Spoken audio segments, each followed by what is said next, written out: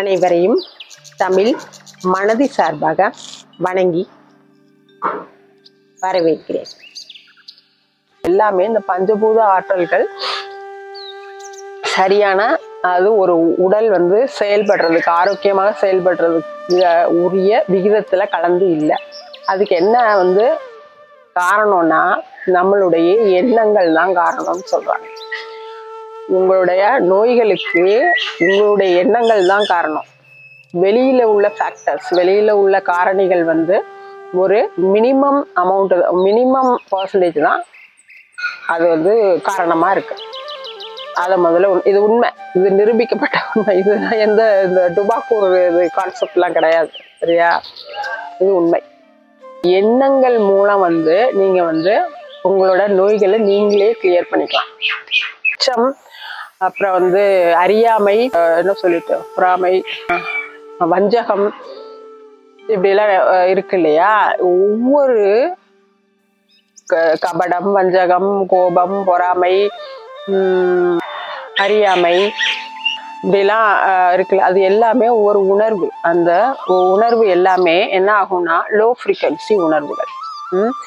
அந்த உணர்வுகளை நீங்க வெளிப்படுத்த உங்களுக்கு அது ரிலேட்டடா பிடிவாதம், அது ரிலேட்டடா நோய்கள்லாம் வரும்.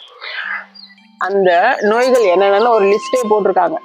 நீங்க இந்த உணர்வுகளை வெளிப்படுத்தினா உங்களுடைய நோய்கள் எந்த உறுப்புகளை பாதிக்கும், இந்த நோய்கள்லாம் வரும், மேஜர் நோய்கள். அப்ப அதுக்குள்ள கீழே மைனர் நோய்கள்லாம் இருக்கும். இந்த மாதிரி ஒரு லிஸ்ட் போட்டிருக்காங்க. ஸோ நம்மளுடைய சாஃப்ட்வேர் என்னன்னா நம்மளுடைய எண்ணங்கள் தான். நம்மளுடைய எண்ணங்களை நம்ம மாற்றி அமைத்தாலே நம்மளுடைய உடல் அதுவே தானே சரி பண்ணிக்கும். எந்த மருத்துவருக்கு எங்க வேலை இருக்காது, சரியா? ஸோ அவங்களாம் ஏஐ டெக்னாலஜி கற்றுக்க போக வேண்டியதுதான்.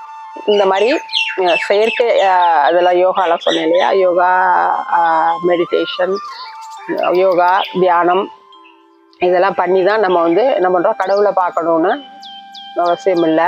ஒருத்தங்க மேலே உண்மையான உணர்வுபூர்வமான அன்பை செலுத்தினாலே நம்ம கடவுளை அடைந்து விடலாம். டோப்பமைனை சுரக்க செய்யலாம். டோப்பமைன் சுரக்கும் போது ஆட்டோமேட்டிக்காக நம்ம அந்த இயற்கையோட நம்ம இணைஞ்சிருவோம். இயற்கையோட இணையும் போது நீங்கள் இந்த பிரபஞ்சத்துக்கு எதுக்கு வந்தீங்க, இந்த உலகத்துக்கு எதுக்கு வந்தீங்க, என்ன நோக்கத்துக்கு வந்தீங்கிறது உங்களுக்கு தெரிஞ்சு போயிடும். அது ரிலேட்டடாக அந்த வேலையை நம்ம டக்குன்னு முடிச்சுட்டு தேவையில்லாத வேலையெல்லாம் நம்ம செய்ய மாட்டோம். தேவையில்லாத வேடிக்கை பார்த்துக்கிட்டு, மொபைல் பார்த்துக்கிட்டு, டிவி பார்த்துக்கிட்டு, அடுத்தவங்களோட வெட்டி வம்பு அளந்துக்கிட்டு இருக்க மாட்டோம். வந்த வேலையை முடிச்சுட்டு கிளம்பிடுவோம். இதுதான் கடவுளை பார்க்கறதுன்னு சொல்லுவாங்க. அதுக்கப்புறம் நீங்கள் அதுக்கு ஒரே ரீசன், இயற்கை முறையில் நீங்கள் கடவுளாகவே மாறணும். கடவுளை அடையணும் அப்படின்னா ஒன்றும் இல்லை, ரொம்ப சிம்பிளான மேட்ரு. உணர்வு பூர்வமான சுயநலமற்ற அன்பை அடுத்தவங்கள்ட்ட காமிக்கிறது, சரியா? அதுதான் ஒரே வழி.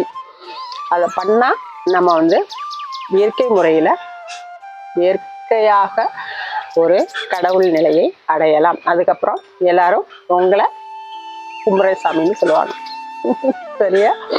ஆனால் அப்படி ஈஸி தானே அது. உணர்வு பூர்வமாக எந்த சுயநலமும் இல்லாமல் ஒருத்தங்க மேலே அன்பு காமிக்க முடியாதா நம்மளால? எவ்வளோ செஞ்சுட்டோம், இது செய்ய மாட்டோமா? செஞ்சு பார்க்கலாம். அதையும் வேறொரு நல்ல காணொளியில் சந்திக்கலாம். நன்றி, வணக்கம்.